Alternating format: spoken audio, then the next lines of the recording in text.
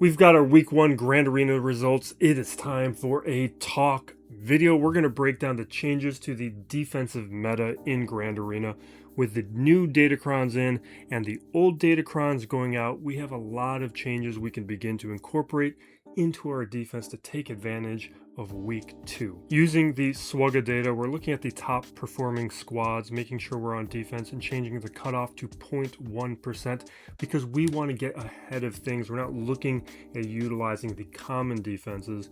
We're trying to see what new ideas are out there. We're changing the sorting to hold percent, and already we can start seeing that there are some changes. And what this will allow us to do, because we have a little bit of time before lock-in, we can start impacting which characters we give more resources to. Like, do I want to look at Mando, for instance? My Mando is a little lower in relics. Do I want to put him at a level where he's going to help out with this squad? But we're looking at those hold percentages as well to make a determination if they're worth the resources, because we can just be using 4-LOM here, and that is only a 2% difference in the hold rate, so we're just going to stick with 4-LOM. We can reallocate our resources elsewhere, but compared to ZAM, that is a big difference.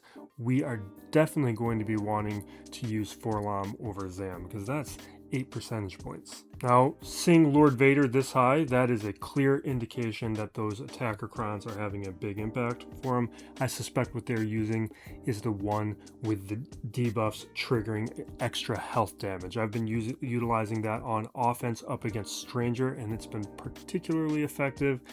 I would not be surprised that it's doing a lot of damage on defense as well. I've also faced this Lumi version, and with that extra offense that her cron is giving to Rey and Swallow, they were blowing up my Stranger and causing a lot of problems. I'm not surprised by this hold percentage, but though seeing Kylo on defense is interesting. That is not one that I was expecting. I haven't faced it yet this season, but maybe it's something we need to be prepared for because that is a pretty meaningful change and boost in what he is doing. Cassian and Ahsoka are no surprises. They're standard high performers. Saw is doing very nice, but you're making a choice between Saw and Cassian, and it probably makes more sense to use Cassian. Although what I like about Saw, if we're trying to play out some scenarios, is your opponent is probably going to be more surprised by Saw than they are going to be by Cassian. They're going to have a counter prepared, especially very quickly as they get used to seeing him. They're probably just going to save that JMK. Like, that's what I've been doing, just saving JMK, throwing me at Cassian when I see him, because I don't really need to use JMK elsewhere. I would imagine that percentage rate is going to be dropping. With Rey, we've already made a determination that it's the Lumi version that makes the most sense. And then we have these other options here where we're not really learning anything new or gaining new teams. We have a Stranger team here at 25%, nothing really informing us. We're seeing that the Sattel version with Bastila is outperforming the versions with Jolee. So if you're going to put Sattel on defense as mine is right now, that might be the way to go. Although she is good on offense, there is a cron. For me, I'm already used to playing her on defense. I put her on defense before because there's always an early adopter advantage. If you're putting a newer squad on defense, you're challenging your opponent to be up to date on their information or to figure out a counter. So there's some cheap holds you can get with any newer squad. So there's always an incentive to do that. That's why mine's down there. We're seeing the Palp Vader team is at 22%, although I've faced some really annoying ones either at the higher relic levels or when they're really well modded. Otherwise, there's a number of options. What is interesting to me though is actually when we go look at Stranger, this Maul version outperformed the hate-fueled Maul version, only by 3% though, but that's interesting. Not enough for me to make the change because Maul is going to be useful clearing a lot of teams that you're likely to see on offense, particularly paired with Malicos and Ser Junda. But as we go through here, we're actually seeing a lot of variants of some common teams, and this is actually not as helpful, at least in the early going, as previous iterations of this video. We're not finding a lot of newer teams that we wouldn't be expecting. What we are seeing is maybe some older or common teams being boosted by some of these attacker crons or support crons is having an impact. What I do want to see are things though like Cobb Vanth. Like, what makeup do we want to be utilizing? And it looks like this Cup Nebit version is going to be the best version, because when we look a little further down with like Cobb, Lobot, and Cup, that's 17% compared to this. That's only 2%. I mean, it's a big gap in this data, but honestly, that's a negligible difference at this stage. And we're not seeing a lot of creative ideas here, which is disappointing. Honestly, what this is suggesting to me is maybe you want to save even more for offense and go for banners. Because at these hold rates, at how quickly we've dropped down, and we're probably going to see some new teams over the next week. We can challenge our opponents with some of these newer teams in some ways, but it's not looking like there's going to be some surprise new teams that we can be utilizing, because down in this zone, none of these teams matter. This is essentially a miracle if they get a hold. And we're seeing ISB Partagaz here at 18%. We've got versions of the Night Sisters in this same zone. Really what we're seeing up in the higher zones are our GLs being boosted by these crons. But you're going to need GLs to counter them. So that becomes the question of how are we parsing our defensive GLs versus our attacking GLs. Now, I haven't done my gearing yet, so I'm not going to sign up. I'm going to record that video after this one, but we will edit my defense in anticipation of the gearing changes that I will be about to do. Now, we did have another week of Conquest that was where probably a lot of players were still gathering a lot of the crons they needed. So we need to make a determination here. One thing is, like, we do have Trench with this Trench cron. I don't really want to use this team because I would like to have Watt potentially for offense to pair with my JMK, because I like the flexibility that he's going to be offering. But without Watt, Trench is useless. Like, it is a pretty easy team to counter if you are not utilizing that one. What we do need to change, though, is this Ugnaught cron needs to come off. And I guess we'll just give him, like, a tank support cron. Like, oh, man. That's why we gave it to him. But if I give him this, then that means Nebit is... Well, Nebit's not going to utilize it because Cobb Vanth has a cron. Interesting. Actually, what I need to do is I need to remove all of the crons from these existing characters, because there's probably another... I want to move these crons around, and I can't move them around right now.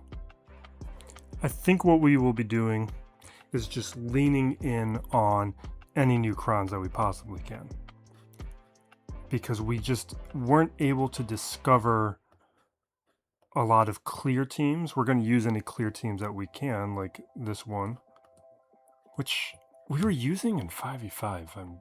I mean, I was very lazy last week. That's really what we're seeing here. Where they got to make these focus crons easier to find. Now, this is a change we need to make. This was useless, but we can turn it into a very good team by looking at the two of them. And do I have two of these? I need to make sure that...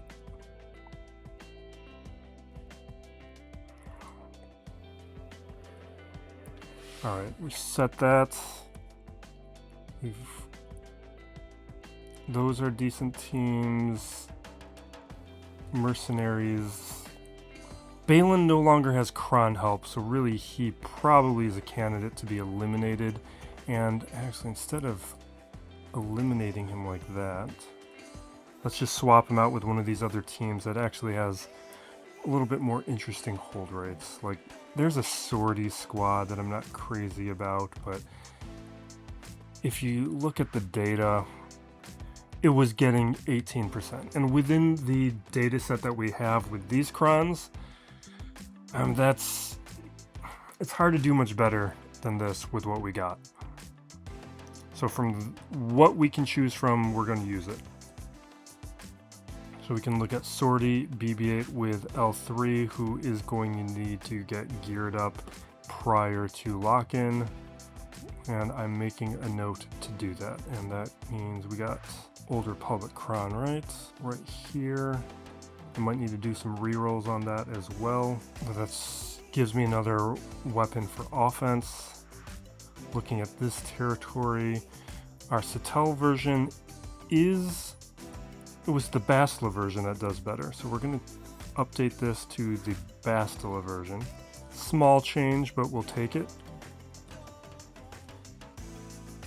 Now, Kelleran, this is one of the things that I've been debating is Kelleran plus the Temple Guard does do better than Mace Windu with the Temple Guard. And that, it's not much better, but it is better. So that's something I'm considering. But the rest of this territory is just trash.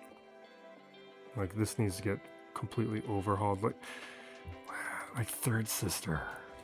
And these teams aren't doing anything. We're gonna put in the ISB. They should have already been on defense a week ago, but we were being lazy. Let's do it now. They're gonna get promoted in the next video we record prior to lock-in. So they're going to be looking a lot better. And at least they're unfamiliar. We will put Cobb over here. Put Cobb in this location. With the constables. So Cobb, we need Nebbit though. Jawas, Nebbit, and the Cobb Cron.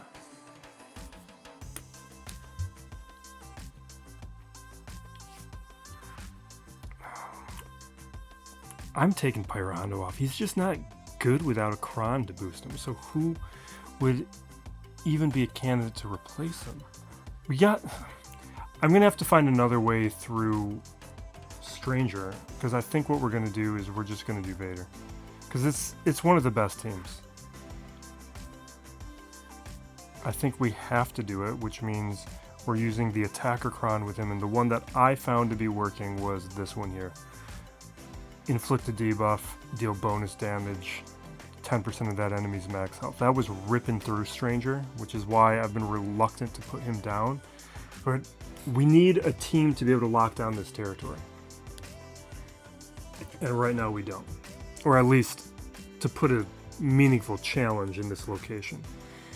Because we got Django down below. We also have, that's where some of the other GLs are located. And we're going to do, you know what? I really want to know what my opponent was using with his Java. It must have been a support Cron. Because I did face a good Java last week. I should have checked. What Cron he was using. I guess we have a Chrysanthemum Cron. Oh no, that's a Tarful Cron. Alright, let's look at this. Support. See, that's junk. Not that. I'm gonna have to do some rerolls. I think we'll throw it on like this Pablo Cron or something. And I think the only other thing we're gonna do for the moment is I want to put Luke down. I guess we need to give you a Cron. We'll investigate rerolls later. That's not. Oh, there's a couple things. We do have Crons that are going to be unfamiliar. Now we did try Ahsoka here. This did nothing. I'm going to do Gungans because we do have a Jar Jar Binks Cron that I didn't have last week or prior, which should be a support Cron, right? Yeah. I'll need to add a relic level, but we're going to go for that.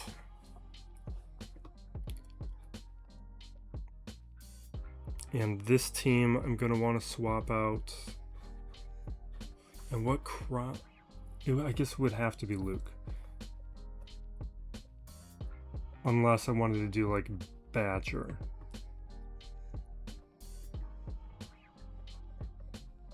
Although we didn't see any representation of the Bad Batch in the data.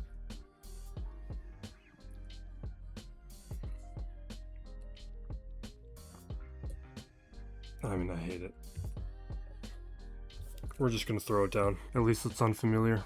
Now we're going to work on that roster video. This defensive review was not as confidence boosting as previous iterations of this, but not every set of Datacrons is going to give us a clear indication of how we want to play this out. I think maybe we'll put in reference maybe the last one in the corner as well, because some of those crons are still relevant even though it was for 5v5. The last thing is we got those new kits for the next era, and it's the best news in years. I'm ecstatic about these new era characters. Darth Jar Jar to me that's a dream. As the characters were dripping out, the kits we were getting them one by one, it just felt like it was going to happen, because if they were ever going to do it, the theme of this set lent itself, where they're just kind of fan casting a lot of characters, and we got it. I'm going to be taking this pretty seriously, and probably see a little bit more from me. Thank you for watching BX and to each other, everybody. This is Still Plays Galaxy of Heroes.